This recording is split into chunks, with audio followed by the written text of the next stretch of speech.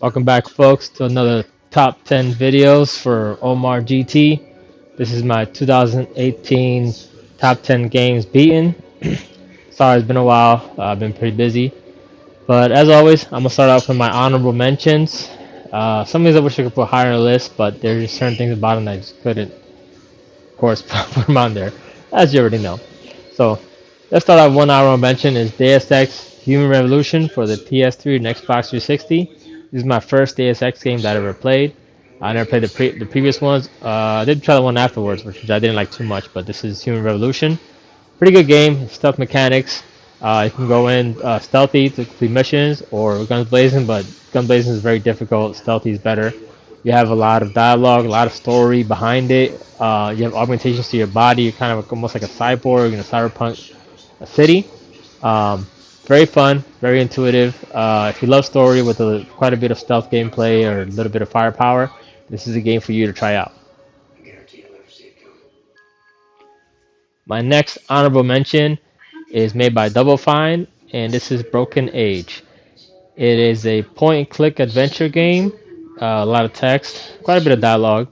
This is where you make choices to actually come outcome of certain characters or certain things that happen in the world. Play as two different protagonists that actually both affect each other, and I'm not gonna say how and why, but if you love point-and-click adventure games like the previous games made by Tim Schafer, then please try this one out. This one was pretty good.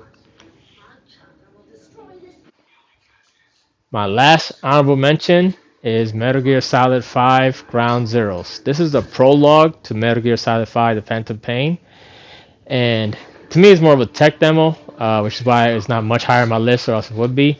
But this very short game is phenomenal. It introduces you to the Metal Gear Solid 5 from Big Boss's perspective. It's a prequel to the other Metal Gear Solid games, but if you want to try Metal Gear Solid Phantom Pain, I recommend start with this one first. It is a lot of fun. If you can get it for download the cheap, do so. And if you enjoy this, then try out Metal Gear Solid 5: The Phantom Pain. If you didn't enjoy it, didn't like the gameplay, didn't like how the story unfolds, then of course skip the next game. But I liked it very much. Like I said, I couldn't do a higher because it's more of a tech demo type of game. But it is very good to start out with.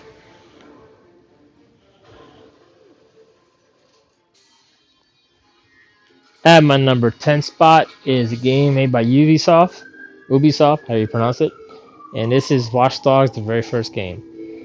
It is your very typical open world, uh, go your own pace, go where you want type of Ubisoft game. Only difference is it's set in a modern day and age. It's about the protagonist here. He trying to infiltrate this company for doing wrongful things. I'm not gonna say too much, but you actually hack or kind of like interact with a lot of things, like posts on the ground, doors, cameras, people's cell phones. You get to find out information about them, um, and it has had a lot of potential to it. There are some things I know people drew back from it after watching the E3 trailer, but other than that, I enjoyed the game a whole lot. As far as what I can do, as you can see here, you're looking inside the room through the camera you just hacked. And you can hack each camera, look through the contact, or see other things in the room before going into it. Before I try it out, if you love Ubisoft games, then this is one that you'll probably most likely enjoy.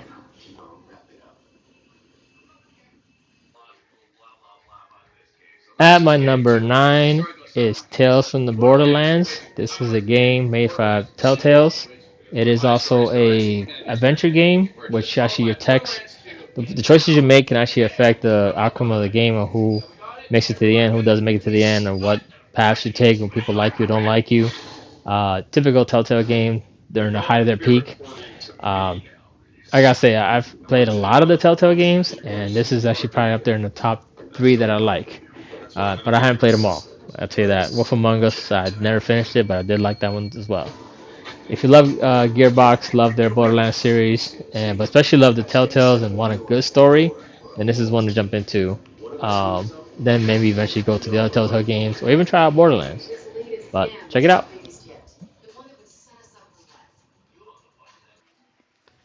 At number 8 is Zombie U or Zombie.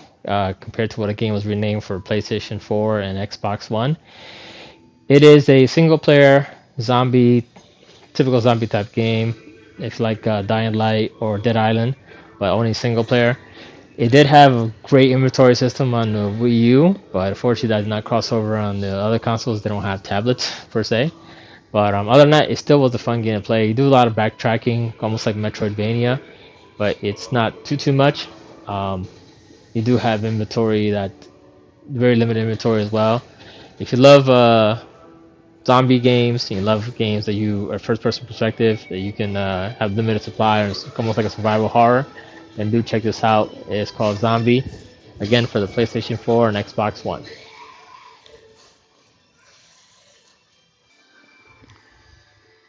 At number 7 is Muramasa Rebirth. This actually came to multiple consoles, but I played it on the PlayStation Vita. It is a 2D action RPG type game with more action, less RPG types. Because you do upgrade actually the weapons, not really the character itself. But you actually can choose two different protagonists that actually do slightly alter the story a little bit, but not too much. But other than that, for the most part, it's pretty much the same thing either way. Very action oriented. I love the colorful cell shading with the pixel art itself. This is actually kind of like a remaster of the original Muramasa that came out, I think, on the PlayStation 2. But you can play any version you like, but I would recommend, of course, the Rebirth one because of additional enhancements to the graphical fidelity and the performance as well. It runs pretty fast, action-paced type game. Again, check it out.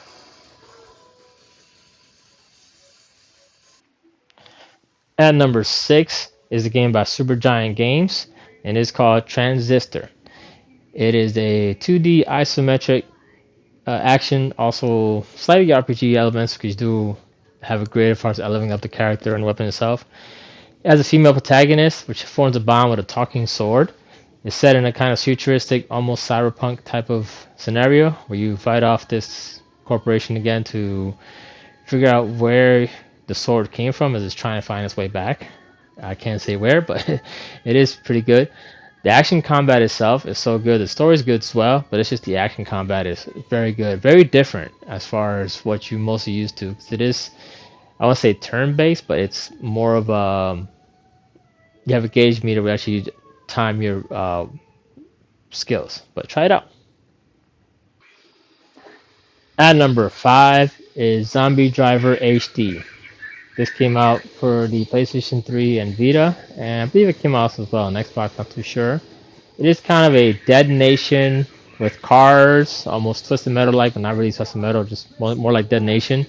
You travel around town rescuing people, or you actually can race against other people as well, in like death battle type of combat race. You choose multiple vehicles, all of course has its ups and downs. Your vehicle's not vulnerable, they actually do get damaged, you can get lost. But it's a lot of fun, especially if you love Dead Nation or just another zombie type game, destruction with vehicles itself. If you can, check it out. If there's a way for you to pick it up, it is a lot of fun.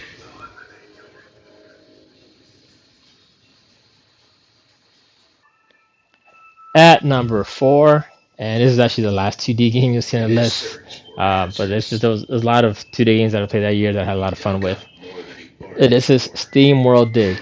Very unexpected game. I didn't expect it to be as good as I thought. It is a Metroidvania type game where actually you dig downwards, but you dig to actually find your way to find a mysterious treasure underneath. And it is procedurally generated, so if you die and go back, the format of the display of the locations are very slightly different. Not totally different, but slightly different. You do have upgrades for as far as digging, so you can climb back up, or better weapons and better digging tools to find your way out of the so-called tunnels and finish the game. Do check it out before you check out the other Steamworld games. I do recommend this one a lot if you love Metroidvania type games.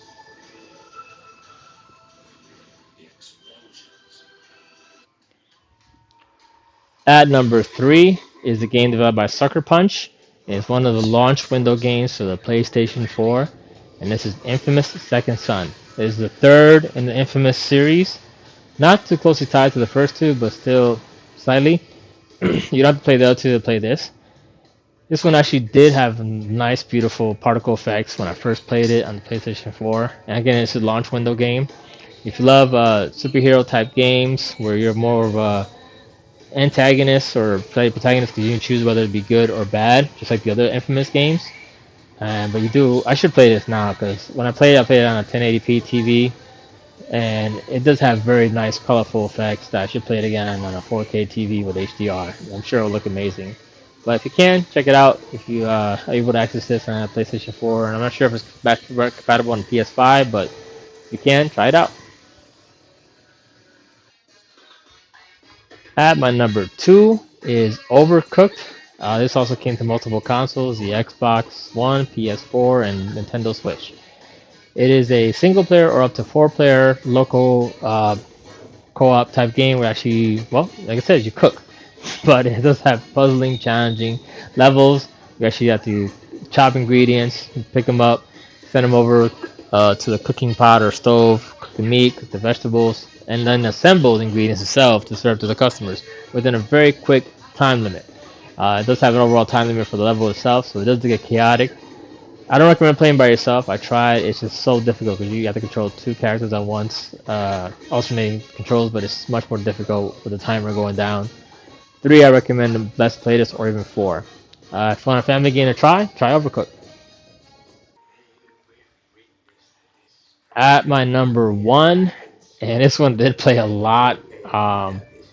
It is Star Wars Battlefront, the first one, which is not a remake. It's just a I want to say a remake, but it's just a re-evolution of the Star Wars Battlefront series that EA has developed. It did have a little bit of criticism at first, but it did have some updates that made it better.